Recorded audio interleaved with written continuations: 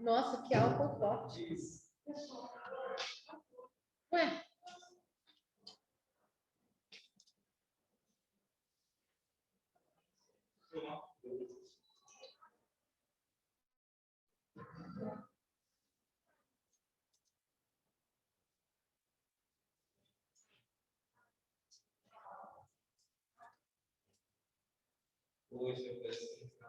Olha só, para vocês não falarem que... Olha isso. Tem 2 EPB sala 11. Acho que nós agora é 13, não? Acho que nós agora é sala 13.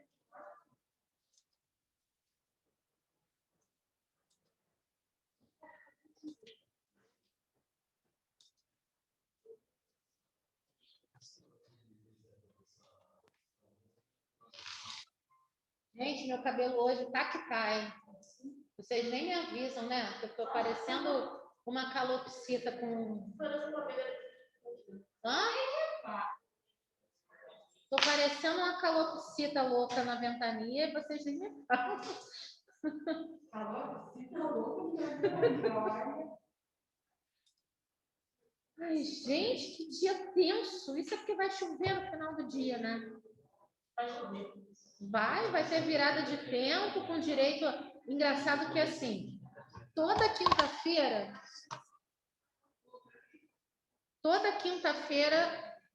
parece que tem virada de tempo. Aí, quando eu vou para outra escola, está sempre chovendo. Ou então o tempo está ruim, ou então eu chego na escola e desaba um temporal.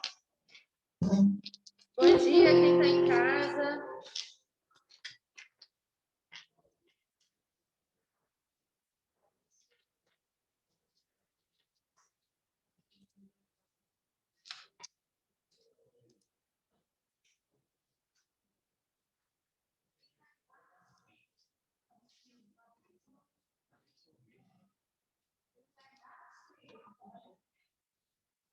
Por que a tela desse computador está tão pequenininha? Ah, não vai entrar com o professor.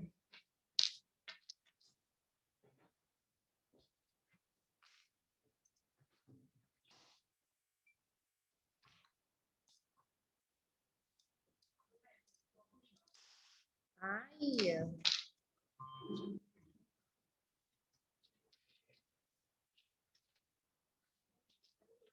Bom dia, gente.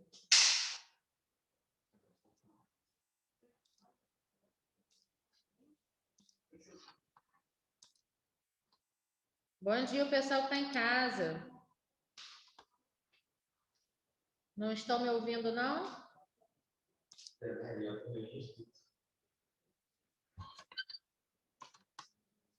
Meu microfone está ruim, vocês estão me ouvindo?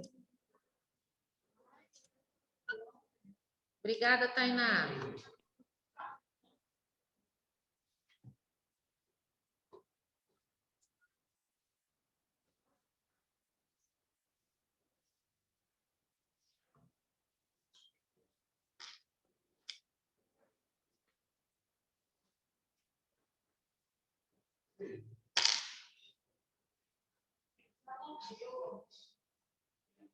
Felipe entrou, caiu.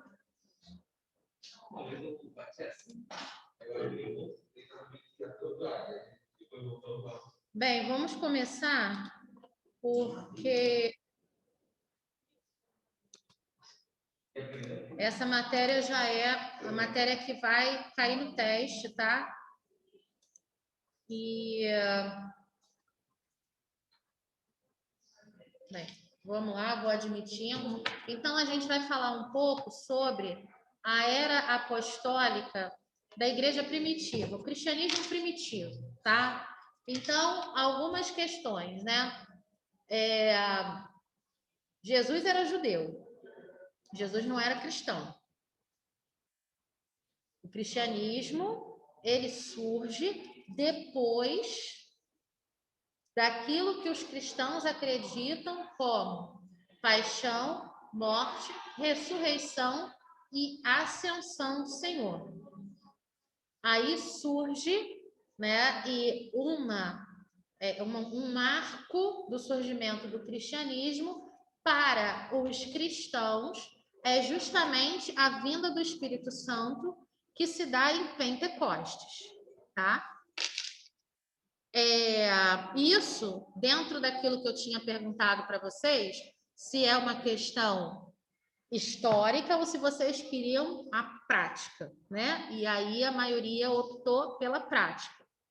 Nessa aula de hoje, eu preciso dar um contexto histórico que é para que vocês, primeiro, se situem com relação a tempo e espaço, até para a gente poder entender por que algumas práticas eram feitas daquele jeito, tá?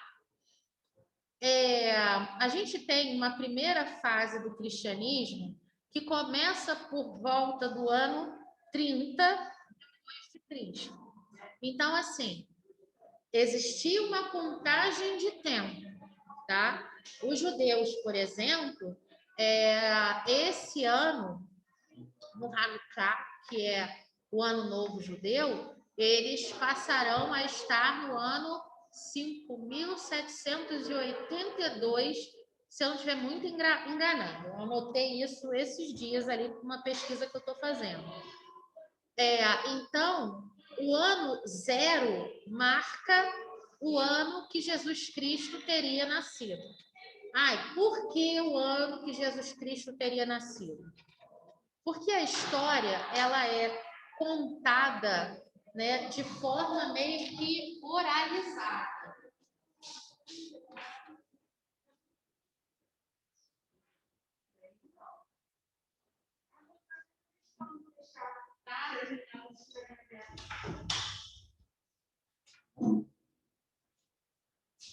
E quem é? Deixa pra lá. Gente, estão falando muito agora, não falavam nada, estão falando muito. Para quem está em casa, fui ali fechar a porta, porque o 9º ano hoje está bombando.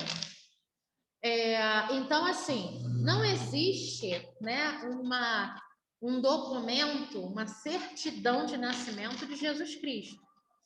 Principalmente porque a história era contada de forma oralizada e os documentos, eles não eram feitos como hoje, por exemplo, né, que você está acontecendo um fato aqui, você já pode gerar um documento, publicar e aquele fato está registrado praticamente no momento exato em que acontece, né? Então, tinha um tempo para que esses documentos fossem escritos, fossem analisados, fossem revisados, enfim.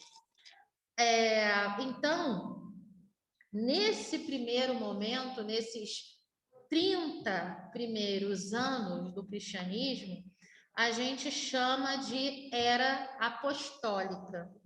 Por quê? Porque são os apóstolos, ou seja, aqueles que viveram diretamente com Jesus ou a partir dessas relações que foram se formando em rede, né, dos próprios apóstolos com as comunidades onde eles viviam e as comunidades mais próximas, que não eram também tão próximas assim, né?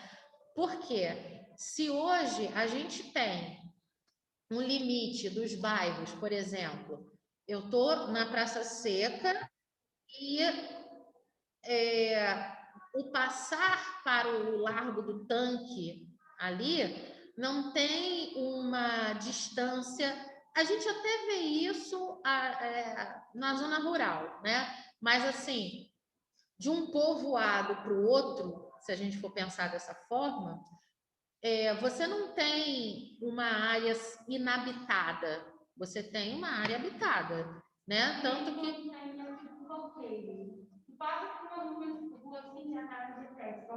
isso, exatamente. Esses dias passou, eu acho que foi no hora 1. Acho que foi, eu estava fazendo café de manhã, acho que foi na hora 1. Um homem estava com um trator na Bélgica, tá? Ele estava com o trator e o trator dele bateu numa pedra e que ficava deixava a cerca dele, né, assim meio torta.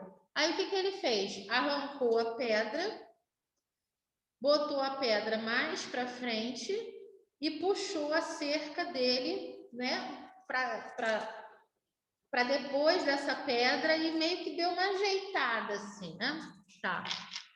Aí ele tirou uma foto da pedra e os amigos lá foram falar para ele, essa pedra aí tinha uma inscrição 1800 e alguma coisa, que era a pedra que demarcava a fronteira entre a Bélgica e a França, se eu não estiver muito enganada.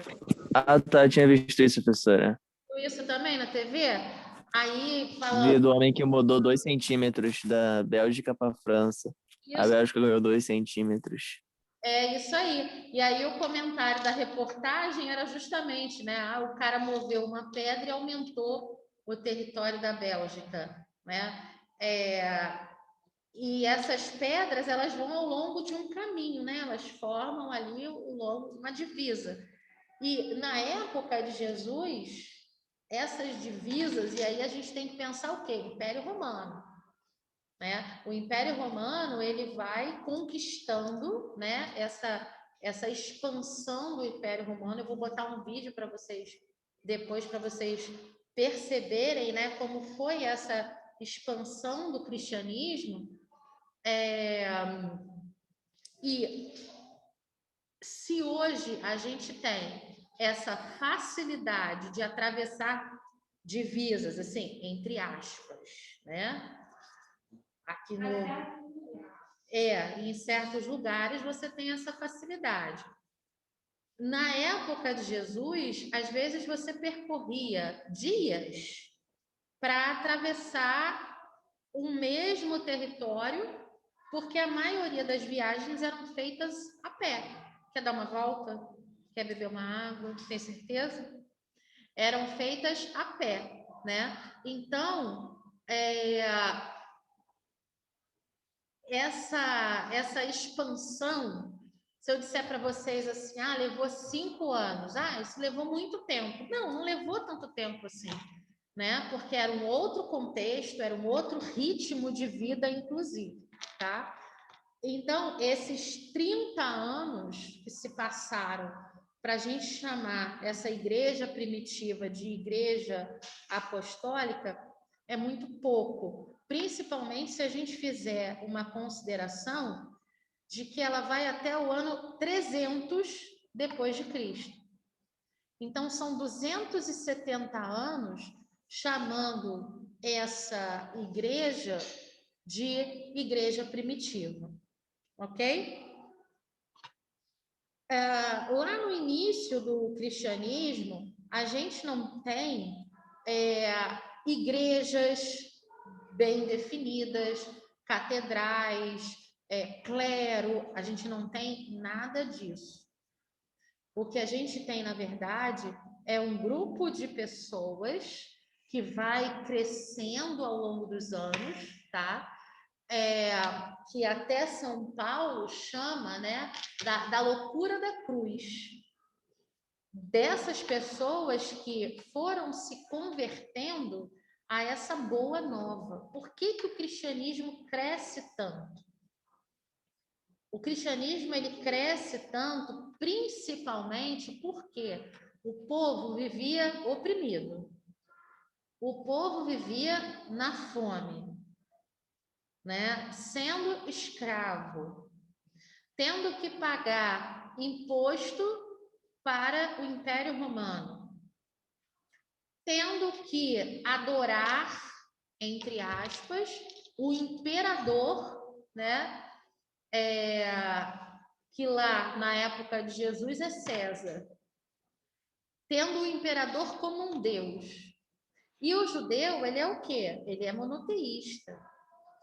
E o Deus deles é um Deus messiânico, né? Esse Deus, que é o Deus da promessa do Antigo Testamento, que faz as alianças e o povo desfaz as alianças e ele faz novamente a aliança com seu povo.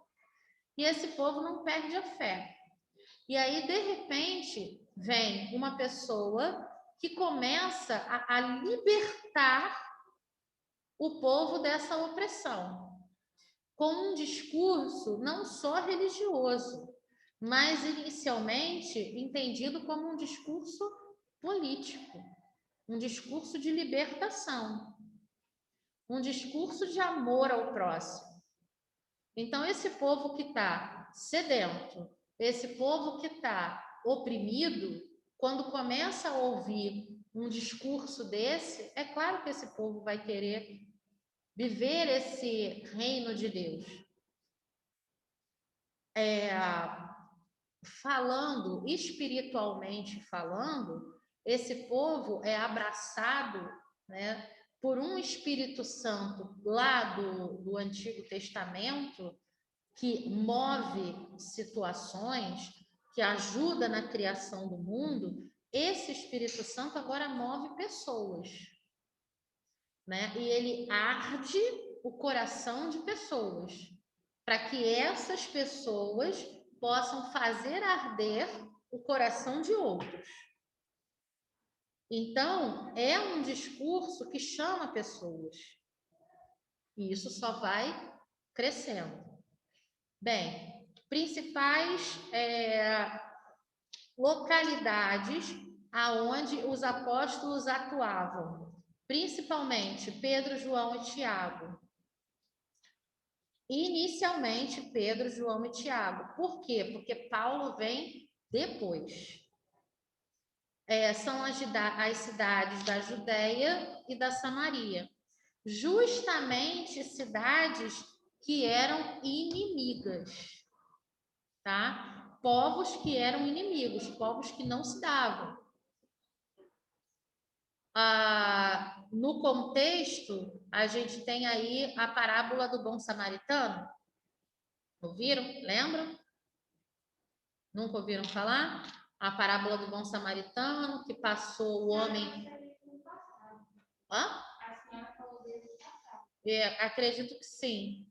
O homem que passou por um caminho, a caminho da Judéia, um samaritano, e que foi atacado por bandidos, ficou quase morto à beira da estrada, passou um judeu, foi embora, passou um sacerdote, foi embora, e aí o homem da Samaria, o samaritano, que reconhece o judeu pela roupa que ele usa, porque usam roupas diferenciadas, né?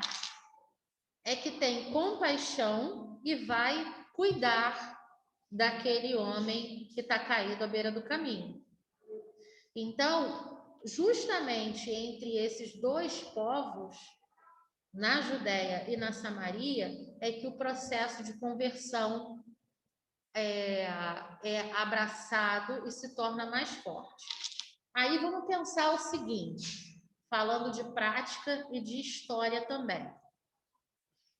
Se o cristianismo surge dentro do judaísmo, aqueles que não são judeus, eles também podem se converter. Principalmente, por quê? Porque a mensagem de Jesus diz aos apóstolos: ide pelo mundo e pregai o evangelho. Evangelho quer dizer boa nova. Pregai a boa nova a toda criatura. Então, todos aqueles que são considerados criaturas de Deus, eles podem receber a boa nova. Ok. Aí, uma das grandes primeiras tretas que a gente tem nessa expansão do cristianismo é a questão da circuncisão. Como eu falei lá quando a gente teve a aula sobre judaísmo, o bebê, com 7 dias de vida, ele era levado à sinagoga para fazer a circuncisão, que é o corte da pele, né, do início do pênis, o prepúcio, que é retirada aquela pele, que já está dentro da lei dos judeus. Como a gente falou lá no judaísmo, para o judeu, algumas questões elas são religiosas, mas elas fazem parte do estilo de vida, com relação ao que pode comer e ao que não pode comer, com relação a práticas de higiene, e a circuncisão entra como uma prática de higiene. Ok. Só que, imagina o seguinte, você tem 20 anos, que já é considerada nessa época alguém que já casou, já tem seus filhos, já tem família constituída, porque a gente tem as faixas etárias, né, o tempo de vida mais reduzido, por conta das doenças. Acho que vocês já devem ter até estudado sobre isso, né? Perdi a palavra que eu ia falar. A estimativa de vida era muito menor. Uma pessoa com 50 anos, que conseguia viver até os 50 anos, ela já era considerada muito idosa, né? Porque, principalmente por conta das condições sanitárias, a possibilidade de viver até a fase de idoso era bastante complicado. Então, você levar um bebezinho que não entende nada ainda para fazer a circuncisão, ok. Mas e um rapaz de 20 anos, pagão, que está se convertendo ao cristianismo, está seguindo Cristo?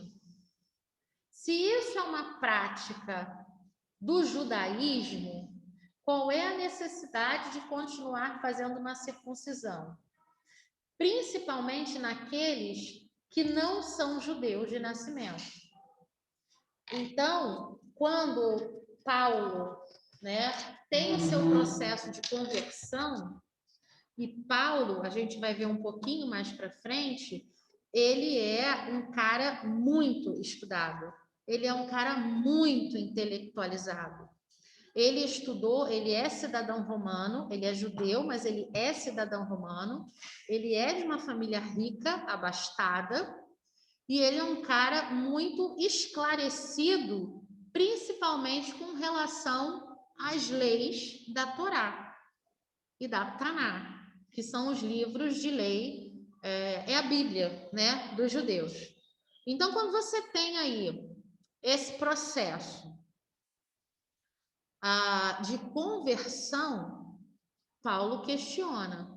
Então, tem, inclusive, dentro dos Atos dos Apóstolos, porque a Bíblia, ela também, a forma como você lê a Bíblia, você pode interpretar como um livro histórico.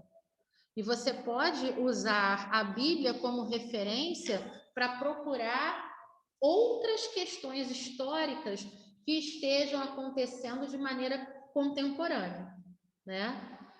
E aí, a primeira, vamos dizer assim, a primeira reunião entre Paulo e Pedro era justamente, a pauta era essa. Paulo questionando, circuncisar para quê? Se o cara não é judeu.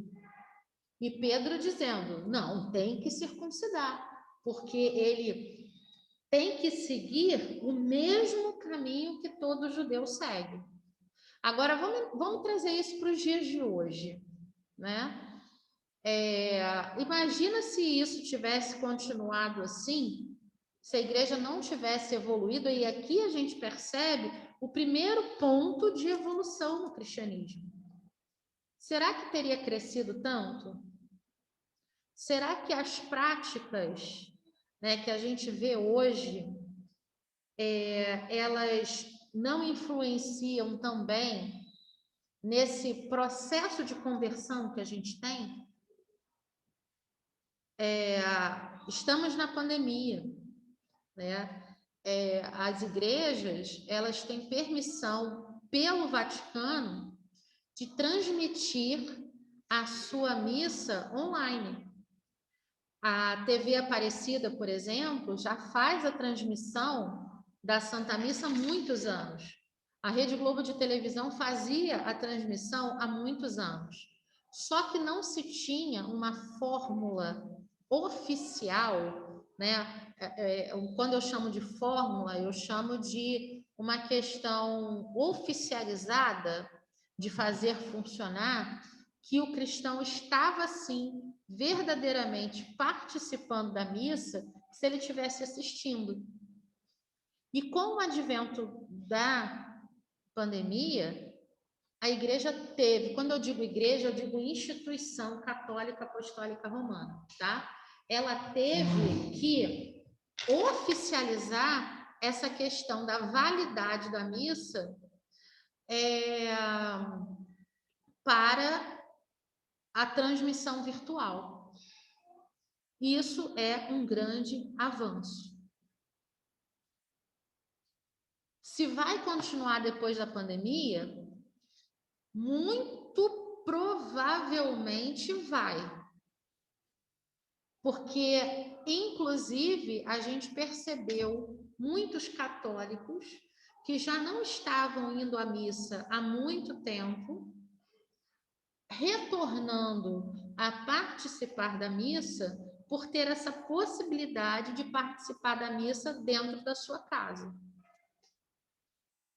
E aí, sempre que der, que houver a possibilidade, você participa da missa presencialmente.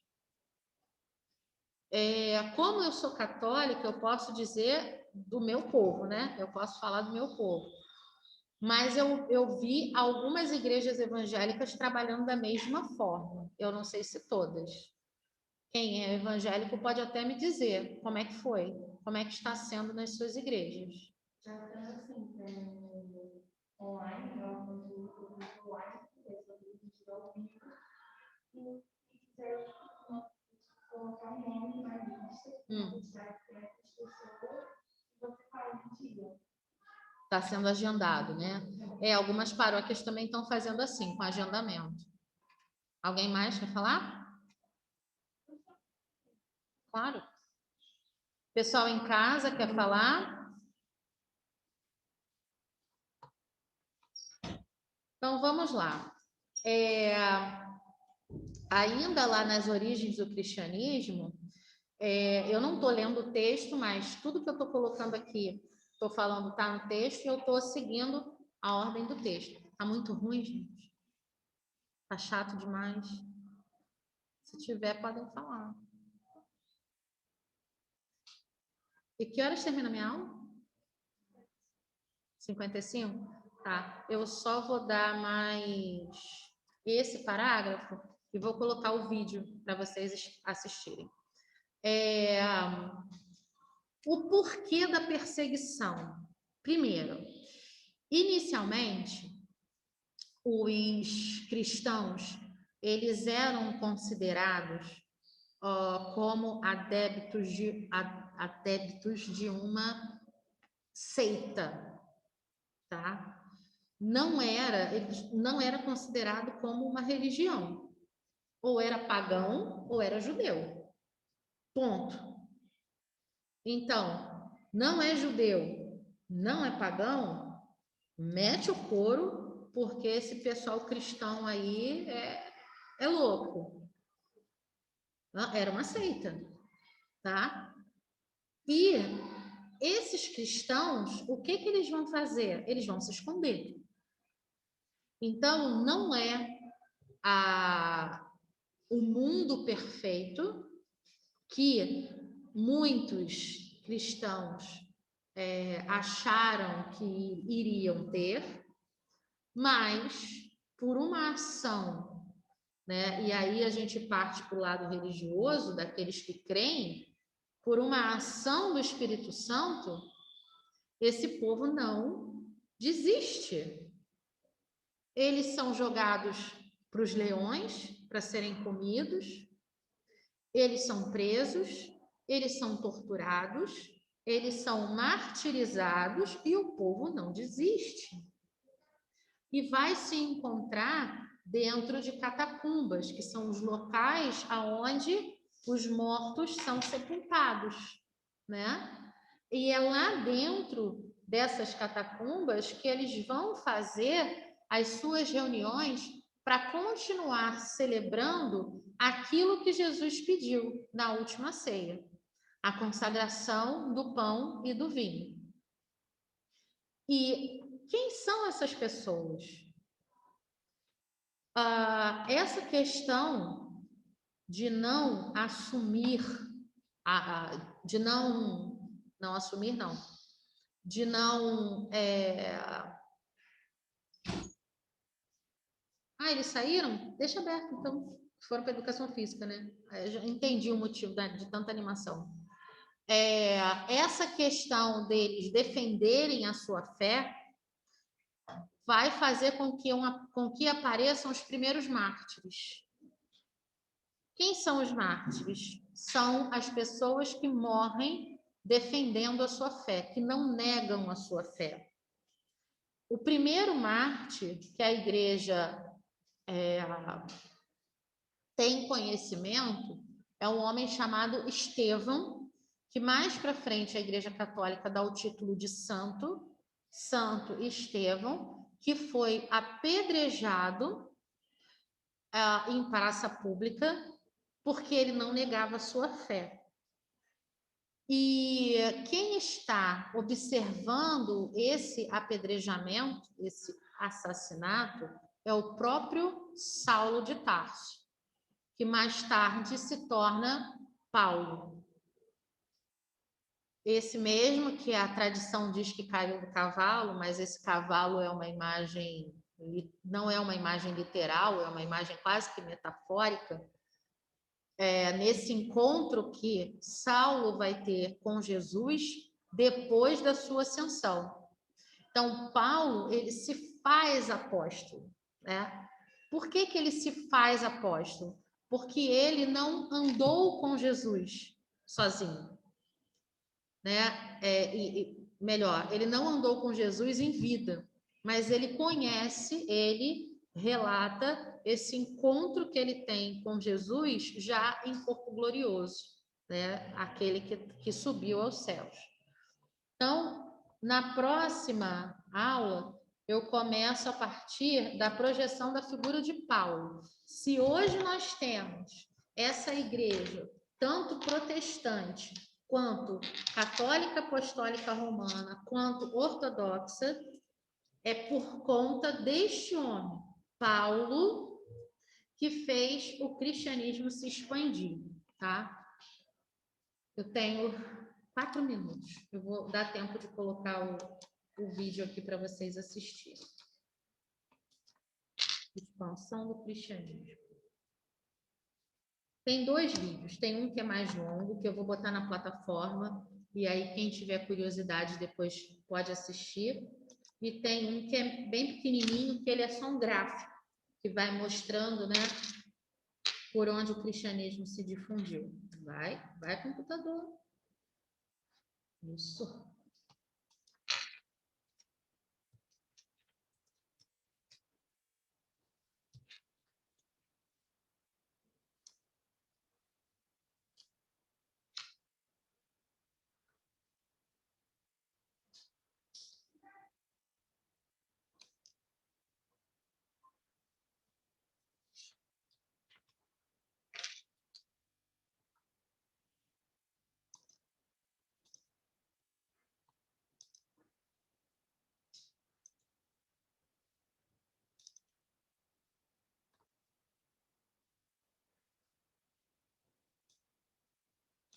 Acho que eu não compartilhei o áudio.